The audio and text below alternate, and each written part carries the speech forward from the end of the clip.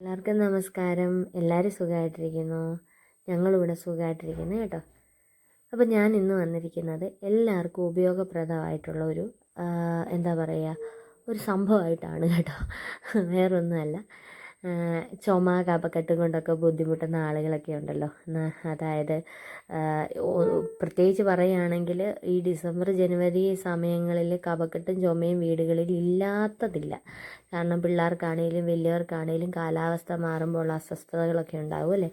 അപ്പോൾ പരീക്ഷിച്ച് നോക്കാൻ പറ്റിയ ഒരു ഹോം റെമഡി ആയിട്ടാണ് ഞാൻ ഇന്നിവിടെ വന്നിരിക്കുന്നത്.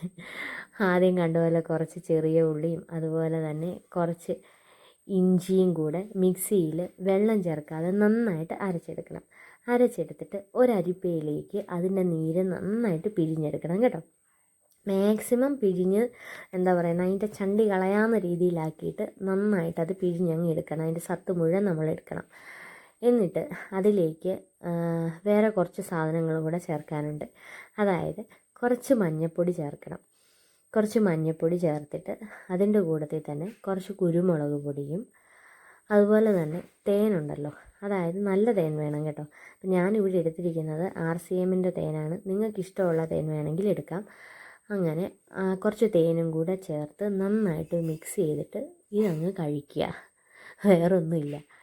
ഏറ്റവും നല്ല, അതായത് നല്ല രീതിയിൽ റിസൾട്ട് കിട്ടുന്നൊരു സംഭവമാണ് ഇത്. ഞാൻ ചുമ്മാ പറയുന്നതാണെന്നൊന്നും കരുതല്ലേ. എനിക്കിവിടെ മക്കൾക്ക് വേണ്ടിയിട്ട്, അതായത് പിള്ളേർക്ക് ചുമയും ജലദോഷവും ഒക്കെ വരുമ്പോൾ നിർത്താതൊക്കെ വരുമ്പോഴത്തേക്കിനും ഞാനിത് ഒരാൾ എനിക്ക് പറഞ്ഞു തന്നിട്ട് ഞാൻ ചെയ്ത് നോക്കിയതാണ്.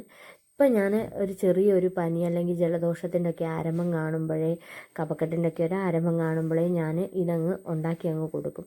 ചെറിയ ഉള്ളി നല്ല സംഭവമാണ് കേട്ടോ. ചുമയ്ക്കും ജലദോഷത്തിനും ഒക്കെ നല്ല സാധനമാണ് ചെറിയ ഉള്ളിയുടെ നീര് കേട്ടോ. അപ്പം അങ്ങനെ ഇതെല്ലാം കൂടെ മിക്സ് ചെയ്തിട്ട് നിങ്ങൾ ചുമയും കഫക്കെട്ടും ഉള്ളവരൊന്ന് കഴിച്ച് നോക്കണം. ഒരു നേരം കഴിച്ചിട്ട് കാര്യമില്ല, ഒരു 3-4 പ്രാവശ്യമായിട്ട് ഒരു ദിവസം കഴിക്കണം കേട്ടോ. അപ്പം ഇന്ന് ഉണ്ടാക്കി വെച്ചിട്ട് നാളത്തേക്കിന് എടുക്കാനായിട്ട് ഇരിക്കരുത്.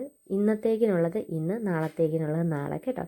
ഞാനിവിടെ പിള്ളേർക്ക് കൊടുത്തിട്ട് നല്ല എന്താ പറയുക, റിസൾട്ട് കിട്ടിയൊരു സംഭവമാണ്.